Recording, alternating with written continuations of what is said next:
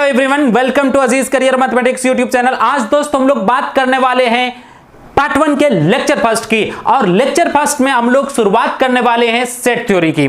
और दोस्त एक चीज मैं आपको समझा दूं कि पार्ट 1 में जो चीजें आएंगे 80% चीज जो आएंगे वो आपका 11th और 12th का चीज आएंगे। 80% कोई भी चैप्टर है उसमें जो 80% आपको चीज मिलेगा या तो आप 11th में पढ़े होंगे या तो 12th में पढ़े होंगे। ठीक है दोस्त, सिर्फ एक जो आपको चैप्टर मिलेगा मॉडर्न अलजेब्रा जो है ना, ये सिर्फ अलग है। बाकी जितने भी चैप्टर्स हैं सारे के सारे चैप्टर में या तो 11th में आप वो चीज पढ़े होंगे या तो 12th में वो चीज पढ़े होंगे। 80% चीजें है ना, तो बाकी 20% चीजें और भी पढ़ना है तो हम 80 + 20 दोनों पढ़ेंगे, है ना। ऐसा नहीं कि 80 पढ़े हैं 20 हम खींच लेंगे, ठीक है, ऐसा नहीं होगा, है ना। शुरू से हम लोग बेसिक से लेकर चलेंगे। तो चलिए हम लोग बेसिक से शुरुआत करते हैं सेट थ्योरी की, जो कि फर्स्ट पेपर के ग्रुप ए में सेट थ्योरी का सवाल पूछे जाते हैं, डबल सवाल पूछे जाते हैं, है ना। तो चलिए हम लोग देखते हैं, बेसिक से शुरुआत करते हैं हम लोग। देखिए सेट थ्योरी में सबसे पहले हेडिंग है सेट थ्योरी, और इसमें सेट पहला जो चीज है सेट का डिफिनेशन लिखा गया है कि a well defined collection of distinct objects is called set. A well defined का मतलब एक सुपरिभाषित, है ना। कोई भी चीज होना चाहिए सुपरिभाषित होना चाहिए, है ना। तो ए वेल डिफाइंड कलेक्शन एक सुपरिभाषित संग्रह। सुपरिभाषित संग्रह मतलब कलेक्शन, संग्रह कहिए या इकट्ठा कहिए, जो भी कहिए। अब यहां पर देखिए ये जो 1 2 3 4 5 है ना, इस चीज को एक एग्जांपल के थ्रू से आप देखें, ये क्या है, ये सेट ऑफ नेचुरल नंबर है जो 1 से 5 तक है। डिफाइंड है या नहीं है ना, डिफाइंड है, वेल डिफाइंड है कि ये नेचुरल नंबर का सेट है ना, प्राकृत संख्याओं का सेट है। ठीक है, ये भी देखिए पूर्ण संख्याओं का सेट है जो 0 से 4 तक जाती है। ठीक है, ये भी देखिए इंटीजर का सेट है ना, तो -3 से 2 तक जाती है ना। ये भी देखिए इंग्लिश अल्फाबेट का सारे वोवेल लेटर्स हैं, ठीक है, AEIOU। तो ये वेल डिफाइंड अपने आप में परिभाषित हैं कि हम भाई ये चीज है ना। तो बड़ी ब्रैकेट वेल डिफाइंड का मतलब ये हुआ कि बड़ी ब्रैकेट के अंदर जो भी चीजें लिखा जाएगा वो आपको समझ में आना चाहिए कि वो क्या चीज है ना। वो सेमी ग्रुप से चीज होना चाहिए। जैसे नेचुरल नंबर के ग्रुप से है तो नेचुरल नंबर होना चाहिए, आपका इंटीजर्स का ग्रुप है इंटीजर्स का होना चाहिए, आपका होल नंबर का ग्रुप है तो होल नंबर, इंटीजर्स का है तो इंटीजर आपका जो है, अगर जो है आपका जो है वोवेल लेटर इंग्लिश अल्फाबेट का वोवेल लेटर है तो वोवेल लेटर होना चाहिए। तो ये चीजें हैं दोस्त, है ना। तो आपको वेल डिफाइंड का मतलब आपको पता होना चाहिए कि वो क्या चीजें हैं, और जो भी चीज होना चाहिए वो एक ही तरह के ग्रुप का चीज होना चाहिए, है ना। अलग अलग चीजें नहीं है कि हाँ भाई कोई नंबर है और फिर उसमें कुछ इंग्लिश अल्फाबेट का लेटर भी आ गया, ऐसा नहीं है। ठीक है, तो वेल डिफाइंड का मतलब वो चीज आपको पता होना चाहिए कि वो क्या है। ठीक है, तो ए वेल डिफाइंड कलेक्शन एक सुपरिभाषित संग्रह, जैसे कि ये सारे एक सुपरिभाषित संग्रह है, ए वेल डिफाइंड कलेक्शन है। ठीक है, तो a well defined collection of distinct object. Distinct का मतलब होता है अलग अलग, ऑब्जेक्ट का मतलब वस्तु होता है ना। यहां पर मैथमेटिक्स में वस्तु की जगह पर कोई नंबर आएगा, लेटर्स आएगा, है ना, ये सारी चीजें आएंगे। ठीक है, तो मैथमेटिक्स में वस्तु का मतलब हम लोग नंबर और लेटर की बात करेंगे, ठीक है, ये समझेंगे। तो ए वेल डिफाइंड कलेक्शन एक सुपरिभाषित संग्रह ऑफ डिस्टिंक्ट ऑब्जेक्ट, अलग अलग वस्तुओं की। आप देखिए ये सुपरिभाषित है कि ये नेचुरल नंबर है और इसमें जितने भी वस्तुएं हैं, जितने भी नंबर हैं, सारे के सारे नंबर क्या है, अलग है। तब इस तरह के कलेक्शन को जब ये वेल डिफाइंड हो और जितने भी चीजें होगा इसमें सब अलग अलग हो, तब इस तरह के चीजों के कलेक्शन को सेट कहा जाता है, समुच्चय कहा जाता है। ओके, तो उम्मीद करते हैं कि आपको समझ में आ गया होगा सेट का डिफिनेशन।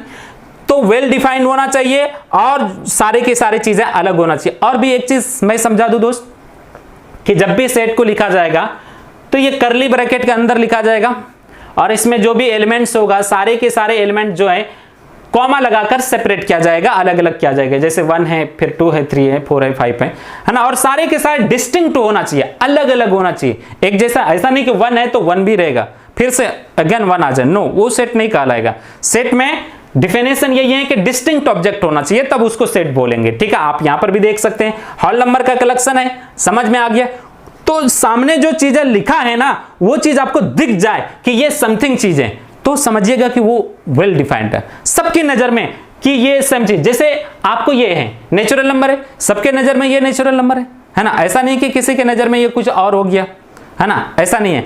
तो ऐसा तो नहीं है कि ये नेचुरल नंबर है, किसी के नजर में इंग्लिश अल्फाबेट का लेटर हो गया, ऐसा तो नहीं है। तो सबके नजर में सेम होना चाहिए, है ना। तो सबके नजर में सेम होना चाहिए कि आपको पता पड़ना चाहिए सबके नजर में कि हाँ ये चीज है, तो इसका मतलब वो वेल डिफाइंड है। और तो वेल डिफाइंड होना चाहिए, वेल डिफाइंड कलेक्शन। ये भी जो भी कलेक्शन है ये वेल डिफाइंड कलेक्शन है ऑफ डिस्टिंक्ट ऑब्जेक्ट्स, अलग अलग वस्तुओं के, जो भी वस्तुएं हैं, जो भी चीजें हैं, वो सारे के सारे अलग हैं, इस कॉल्ड सेट, सेट कहलाता है। ओके, तो यहां पर भी आप देख सकते हैं ये भी सेट है, ये भी इंग्लिश अल्फाबेट का लेटर है, ये भी सेट है। ठीक है, क्लियर है यहां तक। ये चीजें हम लोग 11th में भी सीखे हैं, है ना। उसी चीज को हम लोग फिर से रिपीट कर रहे हैं, है ना। उन्हीं चीजों को हम लोग समझ रहे हैं। जैसे कि मैंने बोला कि 80% और आपको जो है या तो 11th का या तो 12 का चीज आएंगे, तो खैर बहुत सारे लोग नहीं भी पढ़े होंगे, है ना। तो उसको उसके लिए जो है पढ़ाना जरूरी है। तो मेरा तो काम है कि शुरू से लेकर चलना, ठीक है ना, चाहे पढ़े हो या नहीं पढ़े हो। ठीक है, तो आगे देखिए आप, let us consider an example. एक एग्जांपल को कंसीडर करा गया है,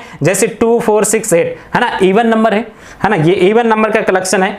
अब इसमें देखिए ईयर 2, ये बिलोंग्स टू का सिंबल है। किसका सिंबल है? बिलोंग्स टू का सिंबल है। ठीक है, बिलोंग्स टू का सिंबल है। आप देख सकते हैं बिलोंग्स टू का जो सिंबल होता है यूं होता है ना, ई के जैसा नहीं है, ये ऐसे और यूं। ठीक है, जैसे 2 बिलोंग्स टू ए का मतलब ये हुआ कि 2A का सदस्य है, 2A का मेंबर है ना। 2 जो आया है वो ए सेट से आया, देखिए ए सेट में 2 है कि नहीं, है ना। 4 बिलोंग्स टू ए का मतलब 4 जो आया है ए सेट से आया, है ना। 4 ए सेट का मेंबर है, देखिए 4 ए सेट का, 6 ए सेट का मेंबर है, 8 भी ए सेट का मेंबर है। अब यहां पर देखिए 10 डज नॉट बिलोंग्स टू ए का मतलब 10 ए सेट का मेंबर नहीं है। 50 डज नॉट बिलोंग्स टू ए का मतलब 50 ए सेट का मेंबर नहीं है ना। समझ रहे बात को, है ना। तो ये चीजें हैं। अब तो हम समझ गए कि हाँ कोई भी चीज कब बिलोंग्स टू आएगा, कब बिलोंग्स टू नहीं आएगा, है ना। ये चीज डज नॉट बिलोंग्स टू आएगा, ये चीज आप समझ लिए। तो कोई भी चीज है अगर उस सेट का होगा तो वो चीज जो है बिलोंग्स टू दैट सेट, है ना। जैसे 8 है बिलोंग्स टू ए, है ना, 4 है बिलोंग्स टू ए। और अगर लिख दे 10 तो 10 डज नॉट बिलोंग्स टू ए, है ना। जैसे कि यहाँ पर 10 डज नॉट बिलोंग्स टू, ठीक है। बिलोंग्स टू का मतलब उसका सदस्य है, मेंबर है। ठीक है, तो खैर ये भी चीजें हो गया। अब नेक्स्ट जो है representation of A set, set का रिप्रेजेंटेशन। सेट का जो रिप्रेजेंटेशन होता है ना, वो जो है 2 तरीके से रिप्रेजेंट किया जाता है सेट को। पहला है टेबुलर फॉर्म, जिसको रोस्टर फॉर्म भी कहा जाता है, जिसको रूलर फॉर्म भी कहा जाता है। ठीक है, तो ये चीज है। और दूसरा है सेट बिल्डर फॉर्म, जिसको सिंबॉलिक फॉर्म भी कहा जाता है ना, सेट बिल्डर फॉर्म या सिंबॉलिक फॉर्म। ठीक है, तो यहां पर जैसे आप देख सकते हैं कि जैसे टेबुलर फॉर्म में क्या होता है, टेबुलर फॉर्म में मंझली ब्रैकेट के अंदर एलिमेंट को कॉमा लगाकर सेपरेट करके लिख दिया जाता है। तो टेबुलर फॉर्म में क्या होंगे कि करली ब्रैकेट के अंदर जो है एलिमेंट्स को, करली ब्रैकेट के अंदर, मंझली ब्रैकेट के अंदर एलिमेंट्स को लिख दिया जाता है कॉमा लगाकर। ठीक है, इसमें ये होगा, टेबुलर फॉर्म में एलिमेंट्स को लिख दिया जाता है। और सेट बिल्डर फॉर्म में क्या होगा, सेट बिल्डर फॉर्म में एलिमेंट्स को नहीं लिखकर उसके प्रॉपर्टी को लिख दिया जाता है ना। लैंग्वेज में, भाषा में उसकी प्रॉपर्टी को लिख दिया जाता है। जैसे ये क्या है, सेट ऑफ नेचुरल नंबर है, तो यहां पर x सच दैट का मतलब इस प्रकार है ना। x सच दैट, x इस प्रकार है कि x is a natural number. x जो है ये आपका एक नेचुरल नंबर है, लेस देन 6, जो 6 से कम है। x इसमें से किसी एलिमेंट को बोल सकते हैं कि x जो है वो आपका नेचुरल नंबर है। x जैसे 1 है, 1 नेचुरल नंबर है जो 6 से छोटा है। 2 नेचुरल नंबर है जो 6 से छोटा है। 3 नेचुरल नंबर है जो 6 से छोटा है। तो x किसी को भी कह सकते हैं, किसी एक एलिमेंट, मतलब इन जनरल x किसी एलिमेंट को कहा गया है, किसी भी नेचुरल नंबर को कहा गया है जो है 6 से छोटा है, 6 से कम है ना।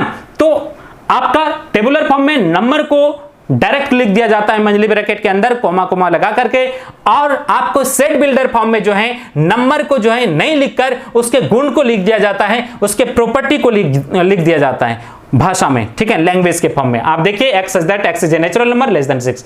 नेक्स्ट जो दोस्त है ये आपका जो है 0 1 2 3 4 है ना। ये टेबुलर फॉर्म में है क्योंकि करली ब्रैकेट के अंदर एलिमेंट को लिख दिया जाता है और लिख दिया गया है, और हमें पता है कि ये होल नंबर है। लेकिन इसी चीज को जब आप जो है रोस्टर फॉर्म में, सॉरी सेट बिल्डर फॉर्म में चेंज कर देंगे, इसी चीज को अगर सेट बिल्डर फॉर्म में लिखिएगा तो क्या लिखा जाएगा, x such that x is a whole number. x जो है आपका होल नंबर है, x किसी भी एक एलिमेंट को कहा जा रहा है ना, x होल नंबर है। और लेस देन 5 जो 5 से कम है, देखिए 5 से कम होल नंबर है या नहीं है।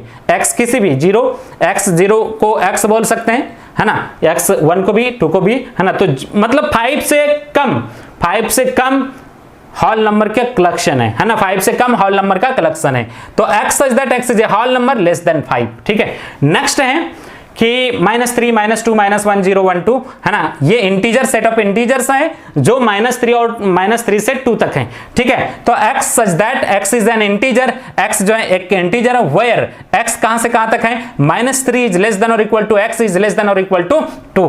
x जो है -3 और 2 के बीच का है, साथ साथ में इक्वल टू भी लगाएं तो -3 भी शामिल होगा और 2 भी शामिल होंगे। ठीक है, तो इसी चीज को, ये टेबुलर फॉर्म को अगर आप सेट बिल्डर फॉर्म में बदलेंगे, सेट बिल्डर फॉर्म का मतलब कि लैंग्वेज के फॉर्म में बदलेंगे, तो फिर यूं लिखा जाएगा।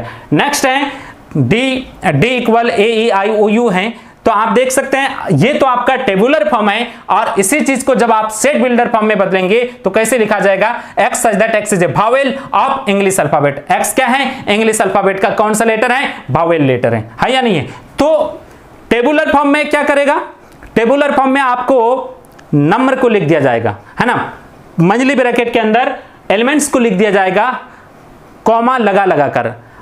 और दूसरा सेट बिल्डर फॉर्म में क्या किया जाएगा, नंबर को नहीं लिखकर उसके प्रॉपर्टी को लिख देंगे, उसके गुण को लिख देंगे, उसके कैरेक्टर को लिख देंगे, है ना, करली ब्रैकेट के अंदर। देखिए कैरेक्टर को लिख दिया गया, ये क्या चीज है, इसके कैरेक्टर को लिख दिया गया है करली ब्रैकेट के अंदर। ठीक है दोस्त, तो ये आपका सेट बिल्डर फॉर्म कहलाता है। तो सेट को रिप्रेजेंट करने का 2 तरीका है। पहला तो है टेबुलर फॉर्म, जिसको रोस्टर फॉर्म भी कहा जाता है, रूलर फॉर्म भी कहा जाता है, इन जनरल टेबुलर फॉर्म नाम से जानते हैं। और दूसरा जो है set builder form. Tabular form में क्या होता है, सेट बिल्डर फॉर्म में क्या होता है, इन बातों को हम लोगों ने सीखा। ठीक है दोस्त, तो आप जो है इसको कॉपी कर लेंगे, मैं साइड हट जाऊंगा। कॉपी करने का मतलब होता है कि इसका स्क्रीनशॉट ले लीजिए या वीडियो रोककर देख लीजिए, वीडियो रोककर लिख लीजिए। ठीक है, और आज थोड़ा शॉर्ट में वीडियो बना रहा हूं, ठीक है ना। फिर नेक्स्ट क्लास में हम लोग कोशिश करेंगे कि लगभग 1 घंटे का वीडियो बने, ठीक है ना, तो उस तरह से हम लोग कंटिन्यू करेंगे। तो थोड़ी तबीयत मेरी सही नहीं थी, है ना, इस वजह से हम वीडियो को नहीं डाल पा रहे थे, है ना। उम्मीद करते हैं कि आगे कंटिन्यू करेंगे। Thank you, all the best. Copy कर लीजिए इसको।